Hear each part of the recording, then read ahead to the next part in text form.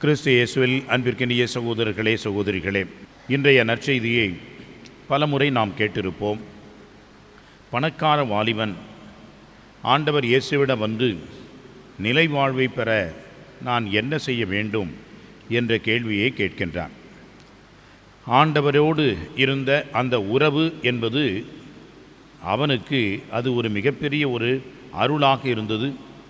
எனவே அவன் இயேசுவிடம் ஓடி வந்து முழந்தாள் படியிட்டு என்ற வார்த்தைகளை பார்க்கின்றோம். எனவே இயேசுவை கண்டதும் அளப்பரிய மகிழ்ச்சி, அடங்க முடியாத ஒரு சந்தோஷம். இதன் அடிப்படையில் தான் அந்த மனிதன் ஆண்டவரை தேடி ஓடி வருகிறான், முழந்தாள் படியிட்டு அவரிடம் வேண்டுகின்றான். முதலாவதாக ஆண்டவர் சொன்ன வழி, நீர் கட்டளைகளை கடைபிடி என்று சொல்கின்றார். கட்டளை என்ன சொல்கிறது? கொலை செய்யாதே, விபச்சாரம் செய்யாதே, களவு செய்யாதே, பொய் சான்று சொல்லாதே என்று கட்டளைகள் என்பது இதை செய்யாதே என்று தான் சொல்கிறது. அதை சொன்னதும் அந்த மனிதன் என்ன சொல்கின்றான்? இதை நான் சிறு வயதிலிருந்தே கடைபிடித்து வருகிறேனே என்று கூறுகின்றான். 10 கட்டளைகள் என்பது இதன் அடிப்படையில் தான் அமைந்திருக்கிறது. ஆனால் இந்த 10 கட்டளைகளுக்கு தலையாக இருப்பது இறை அன்பும் பிறர் அன்பும். அடிப்படையில் அன்பு. இந்த அன்பின் அடிப்படையில் செய்வதுதான் உண்மையான சீடத்துவமே ஒழிய வெறும் கட்டளைகளை கடைபிடிப்பது என்பது கடவுள் நம்பிக்கை இல்லாதவர்கள் கூட இதை கடைபிடிக்கின்றார்கள். எனவே மனித ஒழுக்கம் என்பதுதான் அங்கே தெரிகிறது. எனவே இந்த மனிதனும் ஒரு நல்ல மனிதனாக இருந்திருக்கிறார். உண்மையான ஒரு தாகத்தோடு ஏக்கத்தோடு இறை ஆட்சியை தேடுகின்றவராக இருக்கின்றார் என்பதற்கு இது சாட்சியாக இருக்கிறது. எனவே தான் இயேசு அந்த மனிதரை அன்போடு பார்க்கின்றார். பார்த்து, உனக்கு இன்னும் ஒன்று குறைவாக இருக்கிறது என்று சொல்கின்றார். அப்பொழுதுதான், உன்னிடம் இருக்கின்ற செல்வத்தை நீ விற்றுவிட்டு ஏழைகளுக்கு கொடு, பின்பு வந்து என்னை பின்செல் என்று சொல்கின்றார். அன்புக்குரியவர்களே, இதுவரைக்கும் இதை நான் செய்தது இல்லை என்பது ஒரு பக்கம் இருந்தாலும், இதுவரைக்கும் நீ இதை செய்தாய் என்பதுதான் அதைவிட மிக முக்கியமான ஒன்று. காரணம், மனித பலகீனம் என்பது நம்மை பாவத்தில் ஆழ்த்துகிறது. குறைப்பட்ட ஒரு இயல்பை கொண்ட மனிதர்களாக நம்மை இருக்கச் செய்கிறது. தவறுவது என்பதும் பலகீனம் என்பதும் மனிதனுடைய இயல்போடு ஒன்றாக இணைந்ததாக இருக்கிறது. ஆனால் கடவுள் மனிதனை தமது சாயலாக படைத்திருக்கின்றார் என்று சொன்னால், நன்மை செய்கின்ற அந்த சாயலோடு தான் படைத்திருக்கிறார். எனவே நீ என்ன நன்மை செய்தாய்?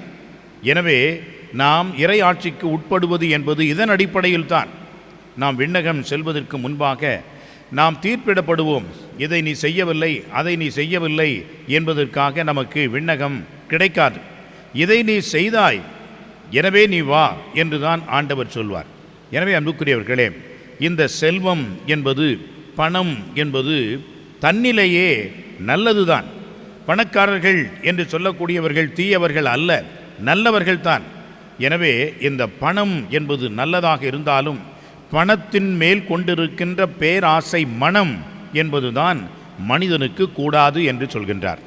கடவுளை கூட பின்பற்ற முடியாமல் அந்த பணம், செல்வம் என்பது முக்கியமாக இருக்கும் என்று சொன்னால், அன்புக்குரியவர்களே, அந்த பணம் கடவுளை விட பெரிதாக இருக்கிறது.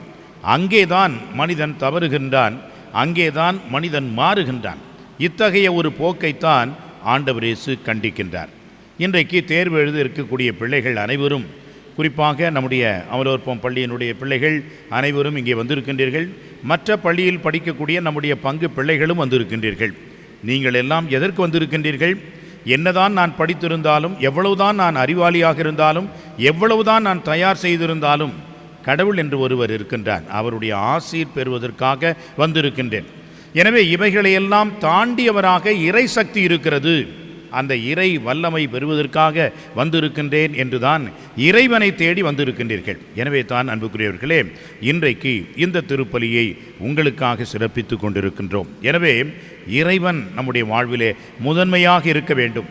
இதை நான் செய்யவில்லை என்பதை விட, இறைவனின் பெயரால் எதை செய்தேன் என்பதை நம்முடைய உள்ளத்தில் கொண்டிருப்போம் என்று சொன்னால், அதுதான் உண்மையான இயேசுவின் சீடருக்கு அழகு என்பதை உணர்ந்து, இன்றைய நாள் நமக்கு நல்லதாக அமையவும், தேர்வு எழுத இருக்கின்ற எல்லா மாணவர்களும் மாணவிகளும் சிறப்பாக இறைவனின் துணை கொண்டு தேர்வு எழுதவும் ஆண்டவரின் அருள் பெற்றவர்களாக இருக்க தொடர்ந்து இந்த திருப்பலியிலே சிறப்பாக நாம் ஜெபிப்போம். ஆமென்.